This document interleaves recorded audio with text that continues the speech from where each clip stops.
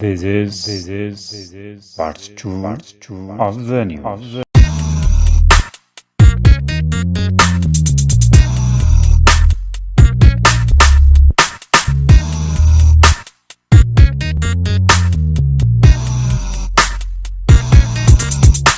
After the two, one from the Addis Ababa police and one from the federal police, put me inside that room, the federal police officer struck my right leg with the wooden stick he had brought. He hit the distal 1/3 anteromedial tibiofibular bone, more on the tibial bone of my right leg. It was fractured. At the time, in connection with the news that was being broadcast on Voice of America radio, I was detained on the allegation that the person who has a scar on his leg, as seen from Benishangul Gumuz, is a soldier. After that, in order to demonstrate that he himself was a legitimate national security force, a regional soldier protected my safety from several regional assassins all the way to the entrance and exit of Sandafa town. This was a truth as clear as bright sunlight. For this, I sincerely thank the regional security force. Thus, the scar on this right leg, caused by a blow from the federal police's stick, and my beautiful, new khaki trousers, which I had bought myself and which were torn in two at the lower part of the right leg, are undeniable, breathtaking evidence. Moreover, the Ethiopian anti-torture monitoring mobile team, who were observing me while following the torn trouser leg, and the wide-hearted residents of Sandafa Kebelo 1 who repaired the trousers, were also living witnesses. The brave ones took me to Lancha police station. While I was bleeding, dizzy, and unable even to give my own statement, after recording only the words and testimonies of the perpetrators, they insulted me with accusations of extremism aligned with Jawar Mohammad's agenda and took me to a private clinic located beside one of the police stations. The clinic is close to Majber Sanae Hospital. The treatment I received included washing and dressing the wound, an analgesic injection, and so on.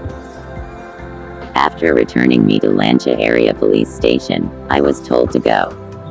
Today, after 99% of my work, wealth, property, and life have been cut off, I went to the Commercial Bank of Ethiopia, Lancha branch, to withdraw the 7,000 birr monthly payment given as a benefit to any soldier serving under the armed Ethiopian federal government.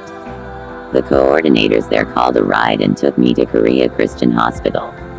I was seated on the left side. This hospital denied me proper medical treatment. When I requested inpatient care, they told me, "We cannot admit you," and I stayed outside the hospital at Imperial Pension.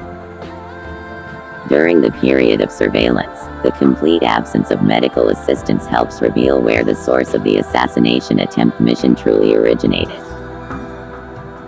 On 25 February 2nd, when I was leaving after forcibly pushing myself through treatment, the ride vehicle that took me toward Megananya snatched away from my hand a 7-inch Techno P Pro tablet model unspecified, something I had clearly been holding in my hand, at the very moment I lost it. Because what it contained was evidence meant for the government, and because the sender was also the government, when I tried to report the matter to the prosecutor and police station around Megananya, or to open a public interest case at Yeka First Instance Court, they collectively prevented me from doing so.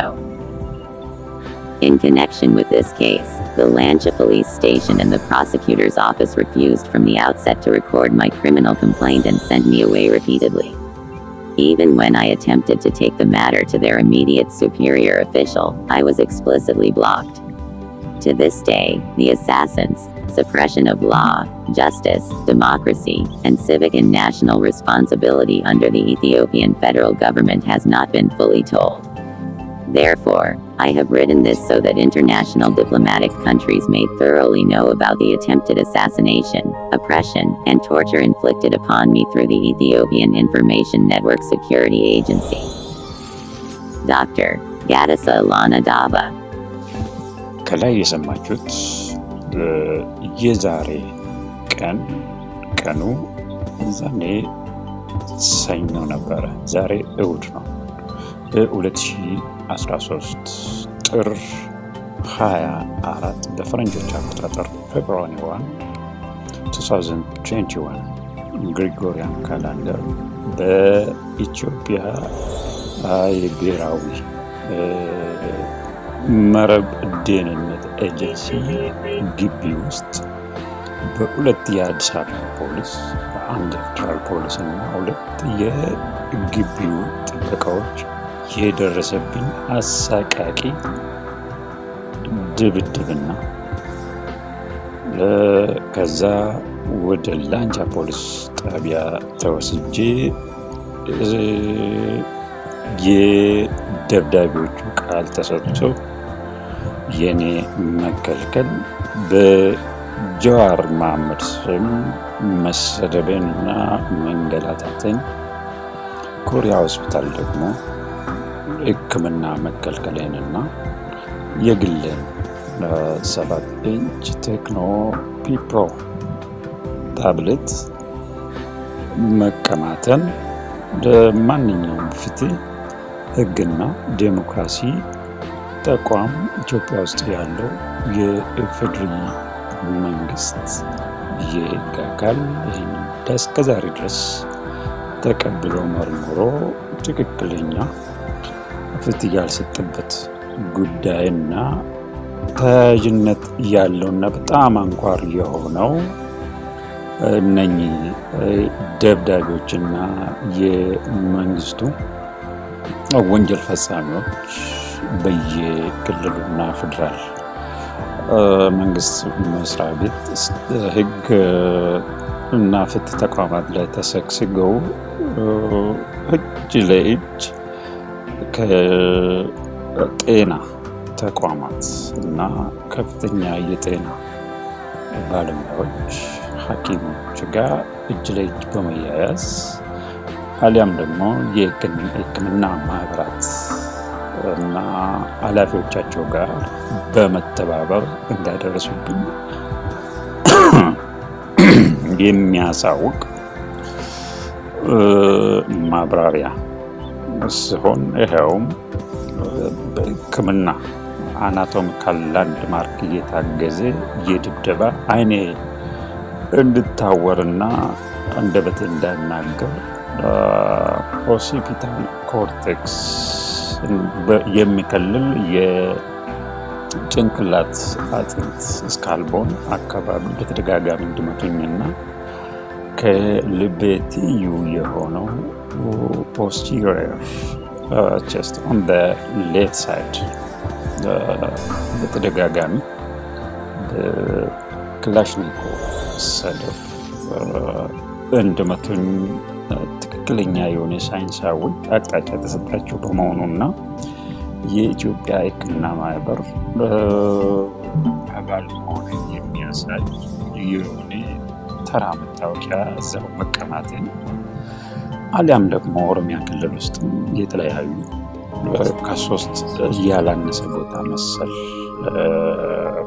መጠነ ሰፊ ድብደባ እኔ ላይ መድረሱን የሚያመላክት ማብራሪያ ሆኖ ይህንን በቀጥታ ግን ሳልናገር የማልፈው ቀኝ እግሬ ወደ ታችኛው አንትሮላተራል ቲቢዮፊቡላር 1/3 ዲስታል ፓርት አካባቢ ይሄ አናቶሚካል ላንድማርክ ነው። ያኔ የመቱኝ አካላት በዛ ቺ ሀገር በጦርነት ውስጥ በነበረችበት ጊዜ ያ ቦታ ጠባሳ ያለው ሰው በቤኒሻንጉል ጉሙዝ እንደ ወታደርና እንደዛ ተፈርጆ እንደሚያዝ ስለነበር ከዛ የተነሳ ደግሞ የዚህ ክልል የጸጥታ ኃይሎች የትም ቦታ ለኔ ጥበቃና ለኔ ደህንነት ተግተው ሲሰሩ እንደነበሩ እስከ ሰንዳፋ ድረስ ስወጣ ስገባ ወደ አዲስ አበባ ሲሄድ ለዚህ አንገላታች የመንግስቱ ጉዳይ ሲሄድ ሲከታተሉኝና ሲጠብቁኝ እንደነበረ ከዚህ ጋር ያይጄ ሳልናገር የማላልፍና በጣም ከሚገባ በላይ እንደማመሰግናቸው ጭምር እናገራለሁ። መልካም ቀን። ይሄንን የሰማው አንድም አካል ያየው አንድም አካል ይህንን የኢፌዴሪ መንግስት ድርጊት ሳይጸየፍና ሳይኮንን እንደማያልፍ አውቃለሁ። ነግበኔ ነው። ቸር ሰንብት።